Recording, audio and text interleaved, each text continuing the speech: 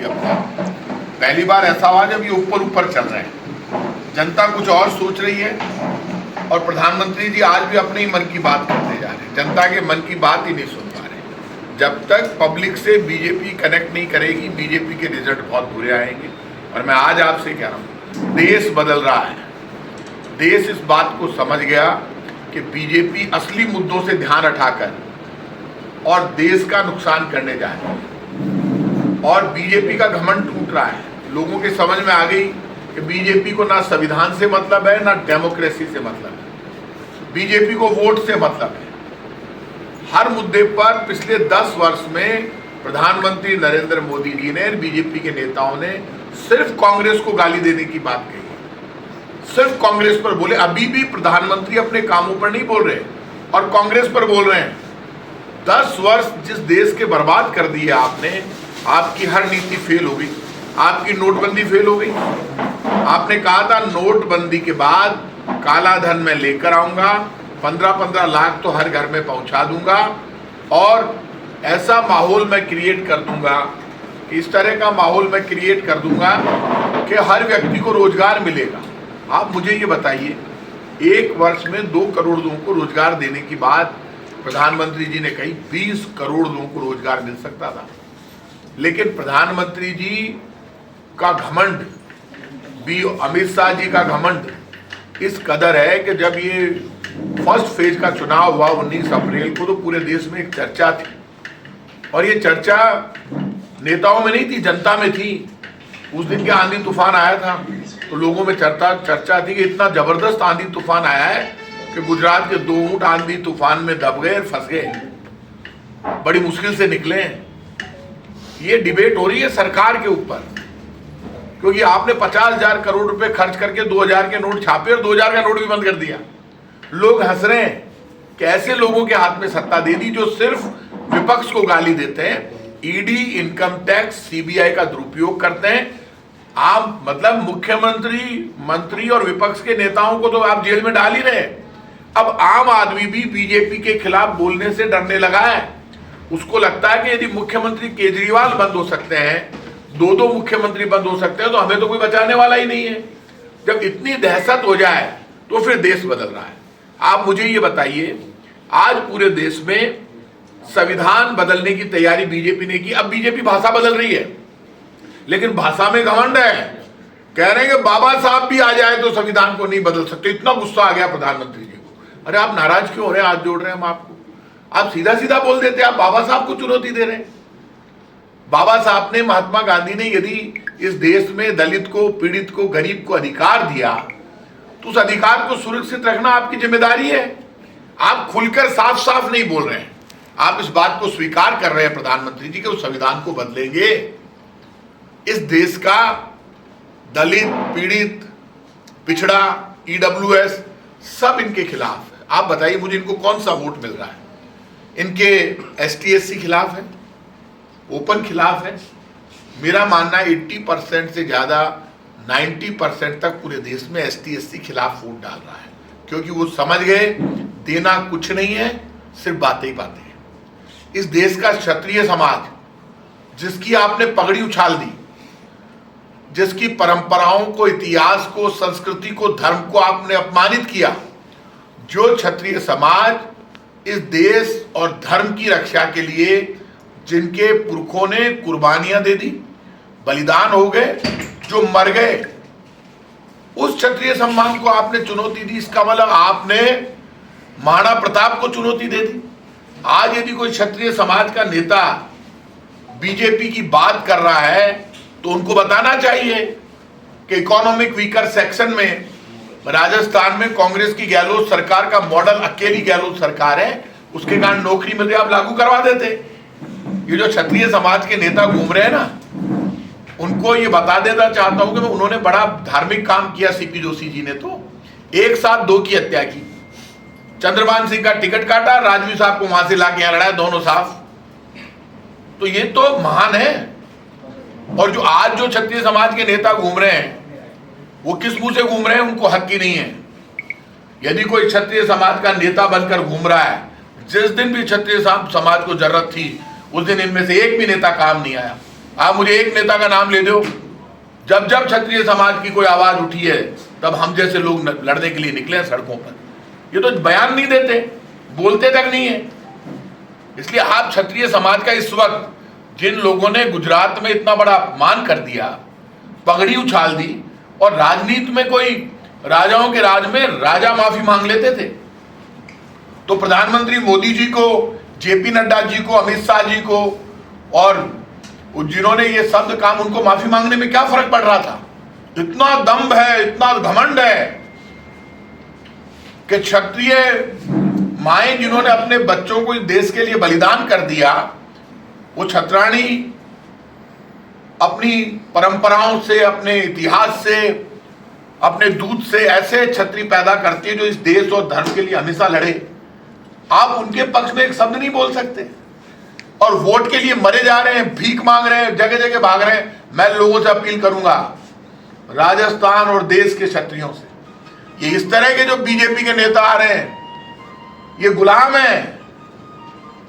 और आप जानते हो कांग्रेस की पॉलिटिक्स में, कांग्रेस से पहले मेरे लिए मेरा देश है, मेरा धर्म है, मेरा कुल है, मेरे माता पिता है।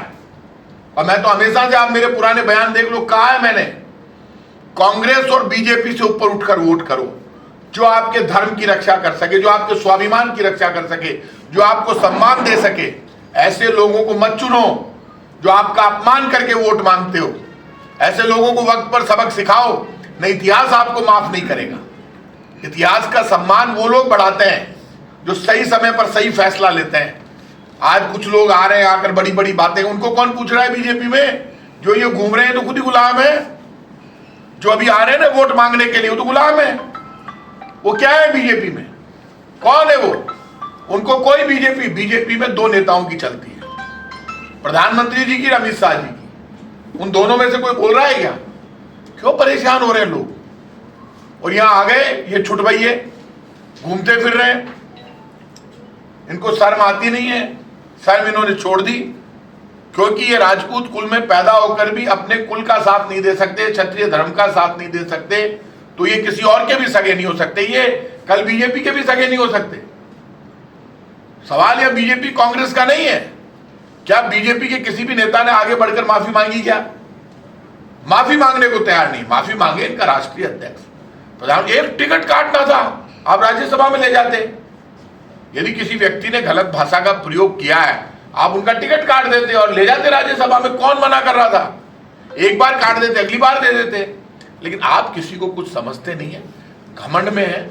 और मैं फिर कह रहा हूं, मेंबर ऑफ पार्लियामेंट का मतलब होता है जो आपके सुख दुख में साथ खड़ा रहे, 24 घंटे जो आपकी आवाज बने, जो वोटर की पहले बात करता हूं। मैं आज कह रहा हूं, चित्तौड़ ही नहीं, हमारे जितने नेता हैं, उम्मीदवार हैं, वो पहले वोटर की बात करते हैं। मैं तो पूछना चाहता हूं सीपी जोशी जी से, आपके लिए चित्तौड़ का वोटर पहले है या आपके नेता मोदी जी पहले? आप बता दो, जवाब दो आप।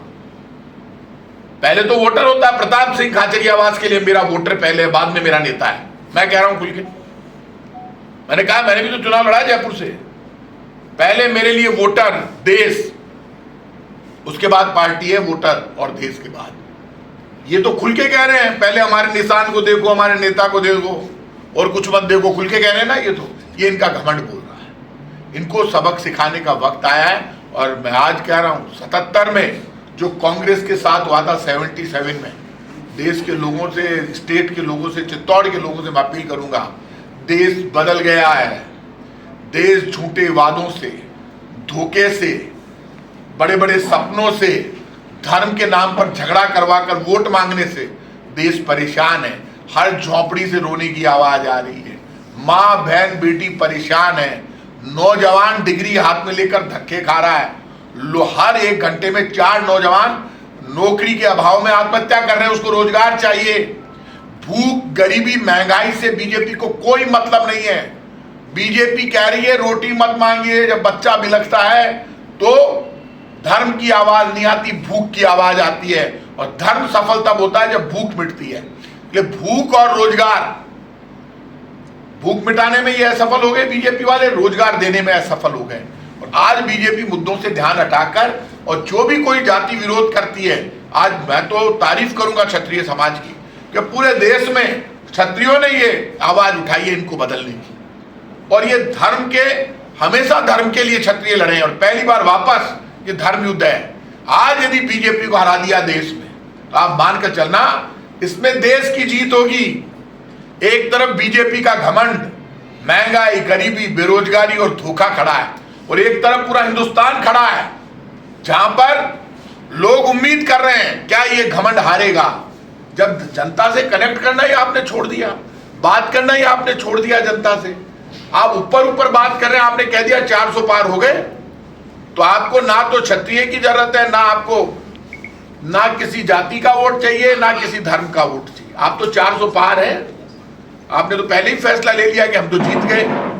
और इतना विरोध ये इसलिए देखने में आया क्योंकि एंटी इनकम्बेंसी है। आपने जिन मुद्दों पर 10 वर्ष में चुनाव लड़ा उनमें से कोई भी वादा आप पूरा नहीं कर पाए। तो मैं ये मानता हूं कि पूरे राजस्थान में अभी हमारे 19 को चुनाव हुआ। जयपुर में मैं खुद कैंपेन कमेटी का कन्वीनर हूं।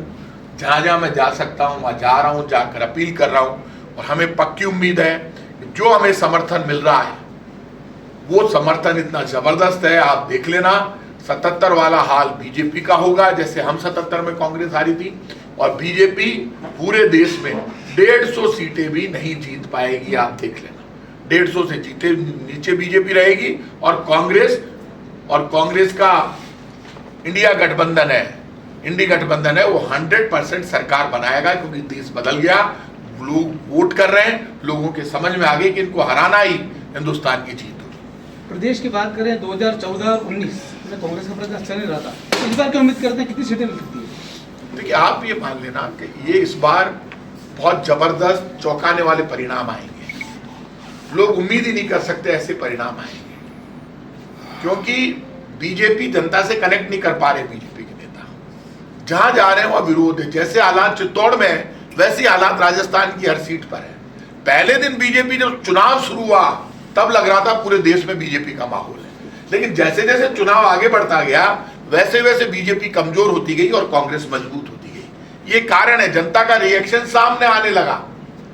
जनता की जो सच्चाई जब बोलने लगी जनता और विरोध सामने आने लगा, तब पता चला कि ये तो देश बदल रहा है। ये देश बदल चुका है। मतदान का प्रतिशत कम हुआ है, क्या कारण मानते हैं? देखिए मतदान का प्रतिशत तो जब सरकार के प्रति उत्साह नहीं होता। आप कह रहे हैं दुनिया का सबसे पॉपुलर लीडर हमारे पास है, तो भाई साहब अब की बार तो आवाज ही सुनाई को नहीं दे रही। हाँ वो पॉपुलर लीडर है, मान तो आपका आवाज ही को नहीं आई, खटो ही को नहीं आ रही आवाज, बार गोड़ो हो रही है, लोग रोड़ा कर लिया। और मैं आज आपसे कह रहा हूं जिस दिन परिणाम आएंगे उस दिन बीजेपी के तीतर उड़ जाएंगे, देख लेना आप। साफ है मामला। क्षत्रिय समाज किसके साथ है, बीजेपी के साथ में, कांग्रेस के साथ? देखिए क्षत्रिय समाज तो पहले ही फैसला ले चुका। पूरे देश में क्षत्रिय समाज बीजेपी का विरोध कर रहा है। अकेले सिर्फ चित्तौड़ में नहीं, सब जगह क्षत्रिय समाज को इस वक्त ये डिसीजन जो लिया गया है, क्षत्रिय धर्म वो है जो देश और धर्म की रक्षा के लिए, जो क्षत्रिय अपना खून बहा सकता है, मर सकता है, लेकिन अपने स्वाभिमान पर ठेस नहीं पहुंचने देता, उस क्षत्रिय को बार बार आप अपमानित करना चाहते हैं। कभी आप उसकी पगड़ी उछालते हैं, कभी आप उसके साथ बदतमीजी करते हैं, कभी आप छतरानियों के लिए गलत शब्दों का प्रयोग करते हैं। फिर आपके छुटभैये नेता जो घूम रहे हैं राजस्थान में, जो बीजेपी में कुछ नहीं है, पद होने से क्या हो गया, क्या है बीजेपी में उनकी कोई आवाज नहीं है, वो घूम रहे हैं। हमारे कहने से दे दो, कल ये पहचानेंगे नहीं इन क्षत्रियों को, और यदि आप रिजल्ट दे दोगे, ये जो छुटभैये बीजेपी के नेता घूम रहे हैं ना क्षत्रियों के वोट का नुकसान करने के लिए, कल ये सीपी जोशी जीत गया तो ये पहचानेंगे नहीं, पर हमारे कहने से क्या हो गया, जीतने के बाद पलट गया। और अब की बार सीपी जोशी का मीटर मिला दिया तो मान लेना तूती बोलेगी। लोगों को पता है चित्तौड़ की धरती है, महाराणा प्रताप और पन्ना धाई की धरती है, ये वीर और सूरमाओं की धरती है, जो धरती झुकती नहीं है, जो धरती आगे बढ़कर स्वाभिमान और शौर्य के साथ धर्म की रक्षा करती है। इस धरती के लोगों को तो धर्म की रक्षा करने का वक्त आया है कि सबक सिखाओ बीजेपी को, हराओ। जब हराओगे तो आवाज दिल्ली तक गूंजेगी, लोकसभा तक। कल ही आपको हाथ जोड़कर ईडब्ल्यूएस में भी वो अधिकार दे देंगे, जमीन और मकान की गारंटी हटा लेंगे। अब तक क्यों नहीं हटाई? क्योंकि ये पिछलग्गू हैं। कहाँ है वो गजेंद्र सिंह? बड़ी बड़ी बातें, बड़े बड़े डायलॉग, मीठी मीठी बातें कहां है? क्या मिला? केंद्रीय मंत्री गजेंद्र सिंह जी, डायलॉगबाजी नहीं, आप कुछ नहीं, आपकी जबान ही नहीं खुलती प्रधानमंत्री जी के और अमित शाह जी के सामने। जबान खुले तो माने। और ये भजनलाल जी शर्मा, ये तो महान है मुख्यमंत्री जी, और सीपी जोशी जी, इनकी तो जोड़ी बड़ी स्पेशल है। ये सुबह 6 बजे मुख्यमंत्री बनने के बाद एक टेंडर एक पैसे का भी भजनलाल जी शर्मा ने 4 महीने में किया हो तो मैं राजनीति से संन्यास लेने को तैयार हूं। 500 रुपए का सिलेंडर, गहलोत सरकार का सिलेंडर 500 रुपए वाला मिल रहा है। मैं खुद फूड मिनिस्टर था, इन्होंने कहा 450 में देंगे हर महिला को तो दिया नहीं। लेकिन जो 77 लाख परिवारों को हम दे रहे हैं, उसमें भी 1 रुपए की सब्सिडी आज तक ट्रांसफर नहीं हुई। सिलेंडर तो वही कांग्रेस के गहलोत का मिल रहा है 500 रुपए वाला, 450 तो सिलेंडर मिल ही नहीं रहा। और ये मुख्यमंत्री तो इतना झूठा है, रोज झूठे वो भैरव सिंह जी के, अशोक गहलोत जी के, वसुंधरा जी के वीडियो देख के पूरी ट्रेनिंग लेकर अगला भाषण देता है और ये धरती फाड़ दूंगा, ये बातों को करता है। अरे काका, वो सिलेंडर तो दे 450 का। क्या किया कि झूठ बोलने में ना। ERCP, eastern Rajasthan canal project, 1 पैसे का टेंडर नहीं किया। मुख्यमंत्री इतना झूठा मुख्यमंत्री, ये झूठ का जनरेटर है मुख्यमंत्री भजनलाल शर्मा। इनको झूठ बोलने का गोल्ड मेडल मिलना चाहिए। नहीं तो इस मुख्यमंत्री को इतना रोज मैं बोल रहा हूं, मैं भी मिनिस्टर हूं, काका बता तो सही किया क्या 4 महीने में? बोले 4 महीने में मैंने हेलीकॉप्टर घुमाया और धुआं ही धुआं छोड़ा। भाई साहब, धुआं छोड़ो, हेलीकॉप्टर में घूमो, लेकिन मुख्यमंत्री जी झूठ तो मत बोलो। और बड़े बड़े डायलॉग, कानून व्यवस्था चौपट। SMS में सचिन शर्मा नाम का एक नौजवान, उसको गलत ब्लड चढ़ाकर मर गया। सचिन शर्मा, 1 रुपए की मदद नहीं की उसके परिवार की। सुखदेव सिंह की हत्या हो गई जयपुर में सरेआम, और ये बीजेपी के नेता वहां पहुंचे, झूठ बोलकर वो धरना समाप्त करा दिया। 1 रुपए की मदद आज तक सुखदेव सिंह के परिवार को नहीं मिली। खुलेआम गोलियां मार दी, 17 गोलियां लगी उनके। कानून व्यवस्था चौपट, रोज चैन टूट रही है, कानून व्यवस्था खत्म, खुलेआम भ्रष्टाचार हो रहा है, कोई बोलने वाला नहीं है।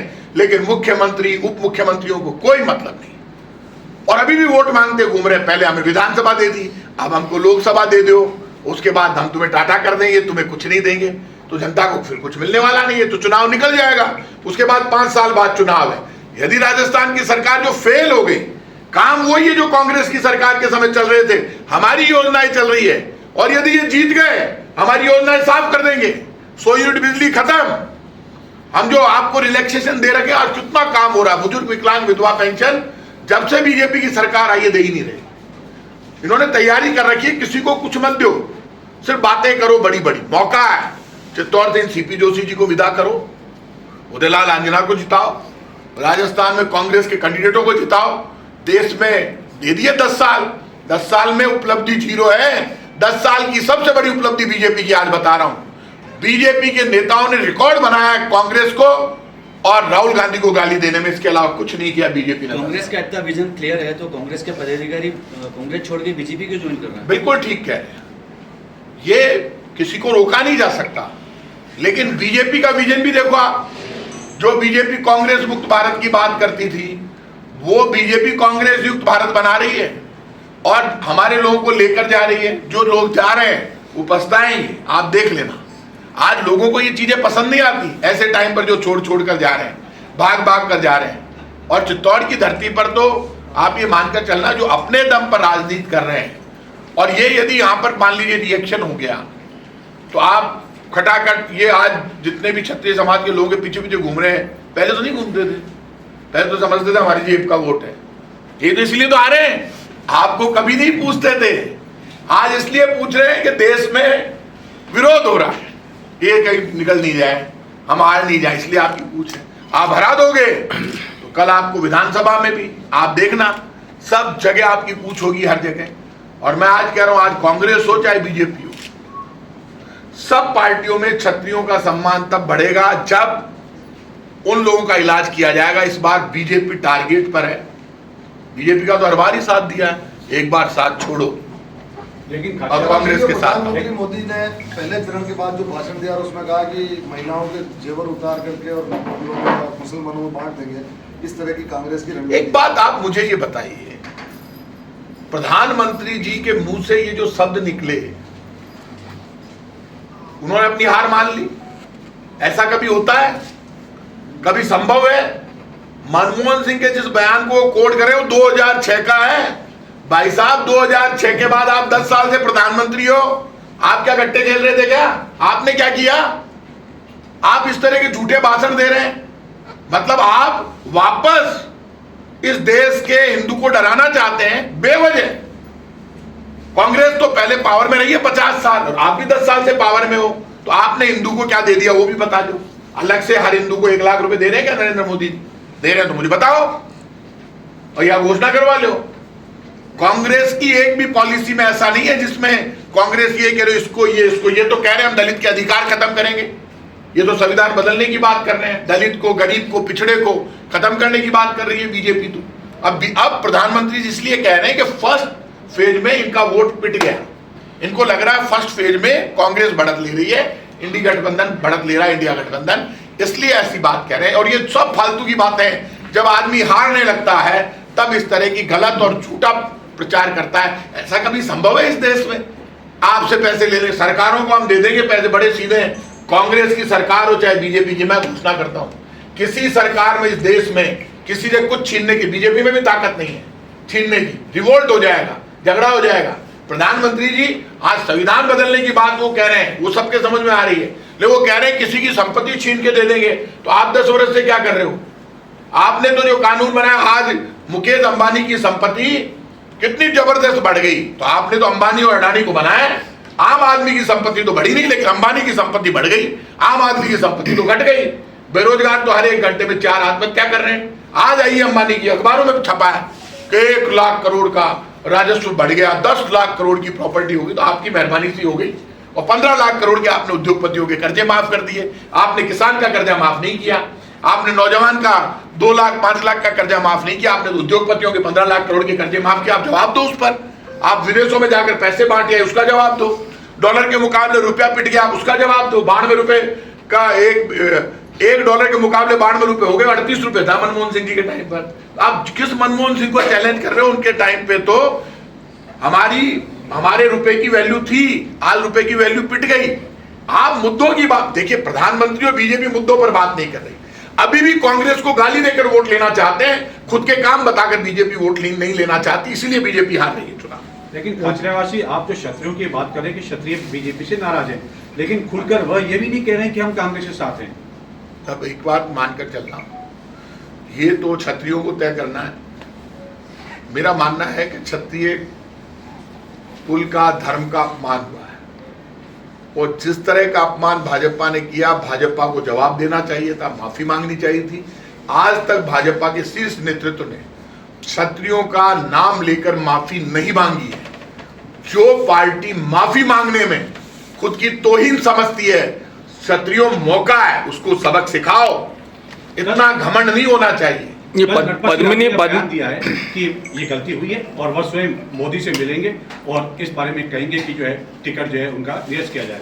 तो क्या लगता है राजवी साहब को कौन टाइम दे रहा है? उनका टाइम ही राजवी साहब का खुद का ही टाइम निकल गया। राजवी साहब फालतू ही ऊंची देते हैं, उनको शर्म आनी चाहिए।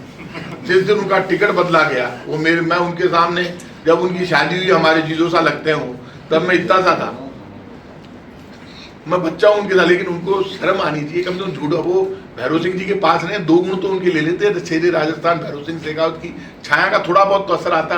अभी भी ऊंची दे रहे हैं, इतनी ऊंची तो मत दिया करो राजवी साहब। कौन मोदी जी आपसे बात कर रहे हैं, कब कर रहे हैं? भजन लाल जी से तो नहीं कर रहे, आपसे कैसे करेंगे?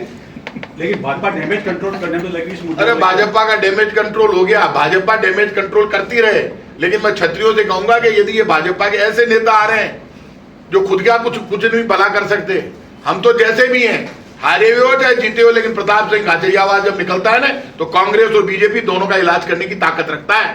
ये दुनिया जानती है। सरकार चाहे कांग्रेस की हो चाहे बीजेपी की, जब भी मैं सड़क पे निकलता हूं तो फिर ये चिंता नहीं करता कि राजस्थान का मुख्यमंत्री अशोक गहलोत है या राजस्थान की मुख्यमंत्री वसुंधरा राजे है या भजनलाल शर्मा, तब मैं लड़ता हूं। चाहे समाज की बात हो, चाहे जवान की, चाहे किसान की, चाहे गरीब की, चाहे पीड़ित की, चाहे दलित की, चाहे राजस्थान की। फिर मैं ये नहीं सोचता मेरी पार्टी मुझे क्या कहेगी, मैं लड़ता हूं और मेरे में दम है। आज भी कांग्रेस की सरकार अब बनेगी तो कांग्रेस की सरकार से मैं लड़ूंगा। मेरा आदमी कहेगा, मुझे चित्तौड़ का आदमी आकर कहेगा कि आपकी आवाज पर हमने वोट दिया है, उसकी आवाज पर भी मैं लड़ूंगा, मैं परवाह नहीं करूंगा फिर कांग्रेस की। पहले वोटर का सम्मान होगा जो हमारे कहने से वोट देगा, और ये कहीं दिखाई नहीं देंगे, कल घर पे मिलेंगे ही नहीं। क्या है, किनके भरोसे कूद रहे हो, कौन है ये? आपने केंद्र की बात तो कर दी, लेकिन राजस्थान में क्या लगता है कि आपको कितनी सीटें कांग्रेस की आ पाएंगी? देखिए, राजस्थान में एक तारीफ करूंगा मैं, लोग ये मुख्यमंत्री तो गया पिट, फेल हो गया, लोग फिर अशोक गहलोत को याद करने लगे। लगता है कि यार कोई चीफ मिनिस्टर था जो कर, तो अब क्या, वो कहते हैं ना कि जब नए गांव जाते हैं तो पुराना गांव याद आता है।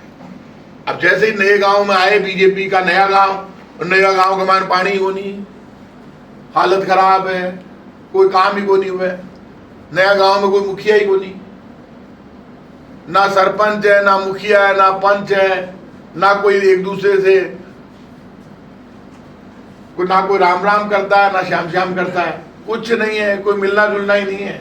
सब अपने मन में, जनता कहीं और खड़ी है और बीजेपी के नेता कहीं और खड़े हैं। अरे हमारे टाइम पे कामकाज था, सब कुछ था, लगता था सरकार है, अब तो पता ही नहीं चलता सरकार कौन चला रहा है, एक चीफ सेक्रेटरी चला रहा है या मुख्यमंत्री चला रहा है, यही पता नहीं है।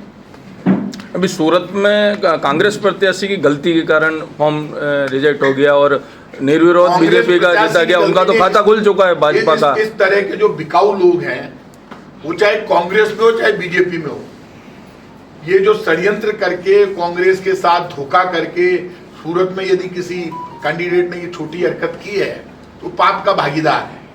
जब देश में सरकार बदलेगी तब उसको पता चलेगा, ये तो कोई भी कर दे।